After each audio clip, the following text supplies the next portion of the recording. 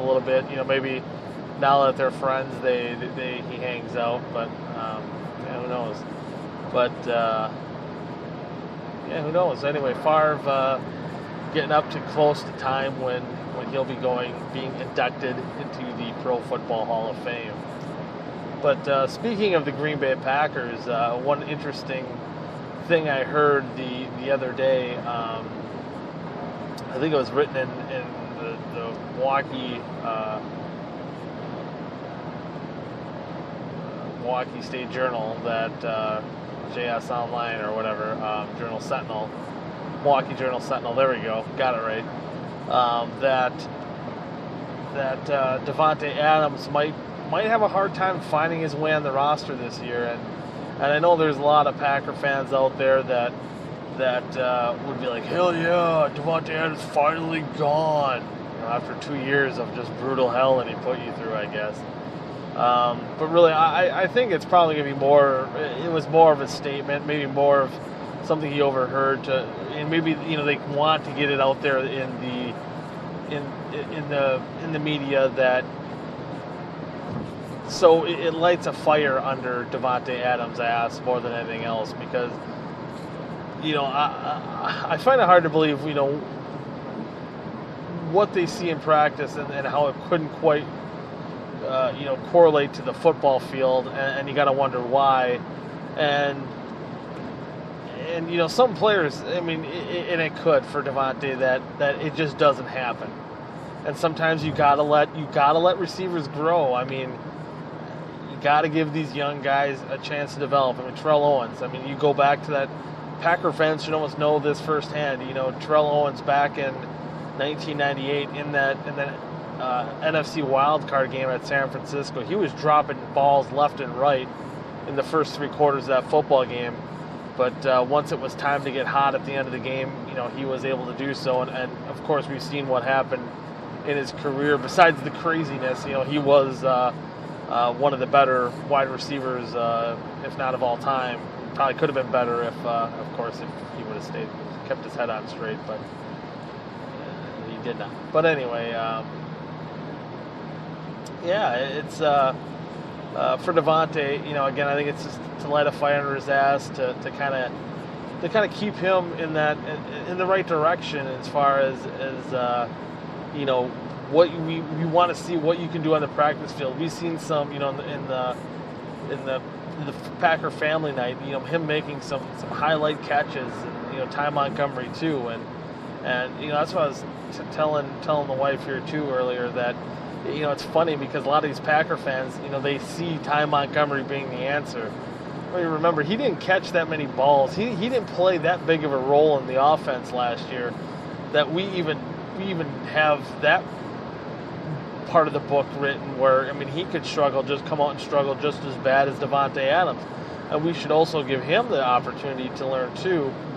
And obviously, the position he was thrust into last year, I think they wanted him to be that below the top off the defense, which I think he has the potential to be, but I don't know if he was ready for that. And it seemed to me more of a mental thing than anything physical wrong with Davante Adams. So I don't think that they should give up on him quite yet, because this year is the year that he will not. I mean, you probably want to put a little pressure on him, I understand, to make sure that he stays alert and he doesn't get relaxed. But as far as once he gets on the football field, he knows he made the club, he knows he worked his ass off, and he played it the right way. They played the way that you want him to play. He's got, Packers got Jared Cook now. They got Jordy Nelson coming back, which I think will make, Randall Cobb, Randall Cobb was even more of a disappointment in my mind than Davante Adams, because Davante Adams is a young receiver. You expect to have growing pains, but with the struggles that Randall Cobb had last year, I think that's going to be, to me, that was more of a heartbreak to see than Davante Adams kind of getting in a little over his head. I mean, it's what young receivers kind of can do. And I think a lot of the Packer fans too, I mean, they don't want to give this young kid a chance, because I I think part of it's too because we've had such a good run with wide receivers that were just kind of out of the box, really good. Randall Cobb, Jordy Nelson, James Jones, Greg Jennings. I mean, we had such good luck that these guys came in, made an immediate impact.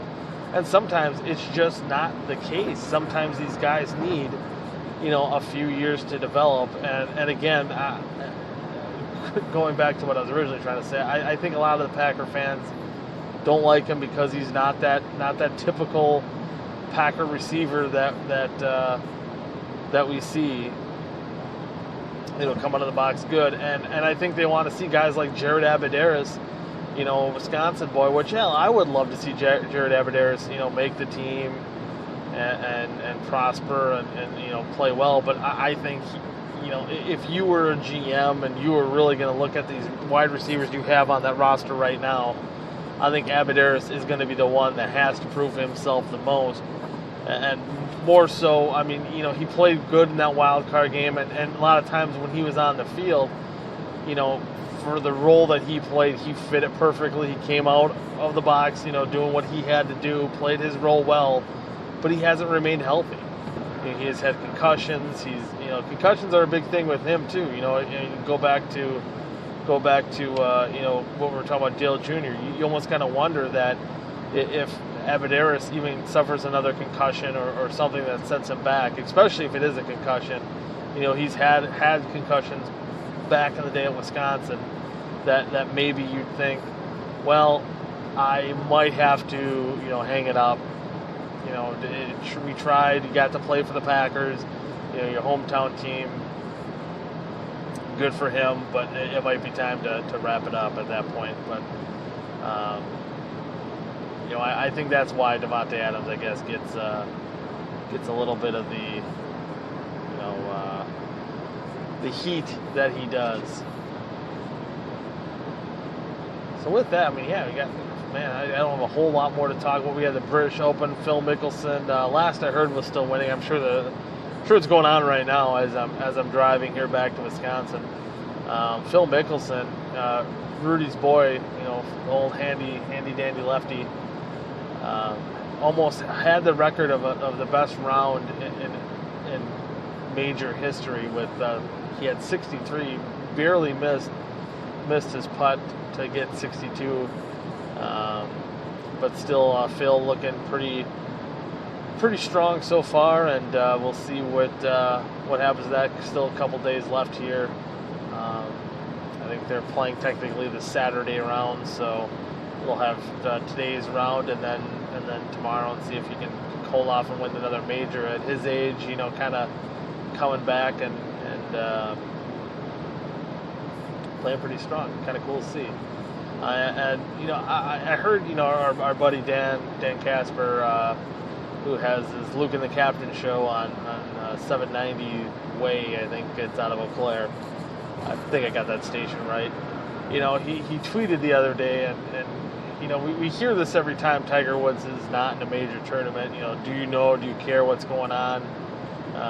Because Tiger's not in it, and we I think at this point, again, we're about what, I was talking the other, I think during the Masters, we're,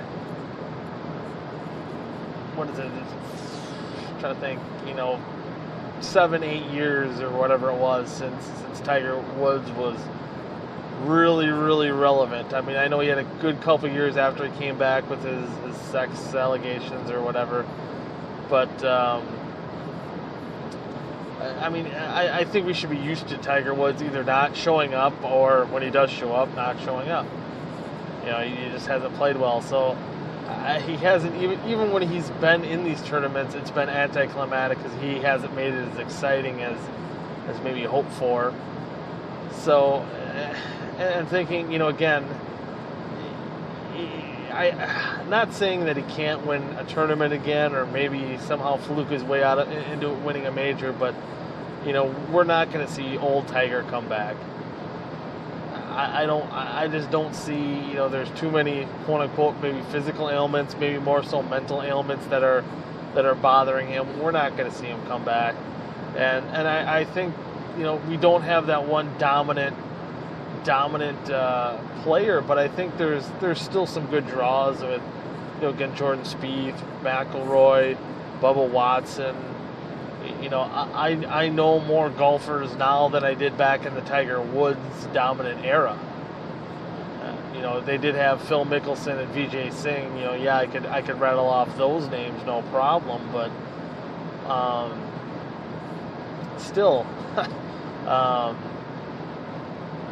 gotta say that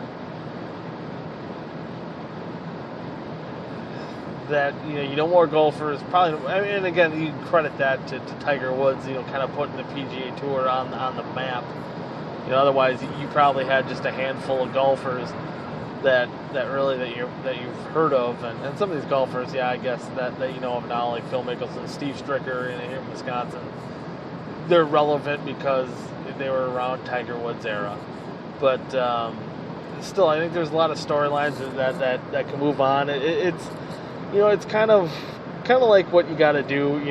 Golf is one of those sports, kind of like a NASCAR or something like that, where I think you have to have a favorite guy. There's a guy that everyone likes. Of course, Dale Earnhardt Jr. is probably that guy in NASCAR now. But it could be just as interesting as it is, without him. I mean, this weekend's race in New Hampshire, there's no Dale Jr., there's no Jeff Gordon anymore. This race could still be very highly entertaining, and we won't have to, worry about the future. It kind of goes back to those conversations that I've told you about when I had with my dad, when talking about, he doesn't like watching NASCAR. There's just something about it that he doesn't like, and I'm like, man, this year's probably been, as far as racing itself, you took numbers off the car, didn't know who the drivers were, just watched these cars. The racing itself is probably the best it's been in years, and it's that's why it's kind of hard to see them change these aero packages here a little all the time too. But kind of as with golf, you might not know the names or not like them as much as you like Tiger, but golf, I think, has been pretty competitive, and sometimes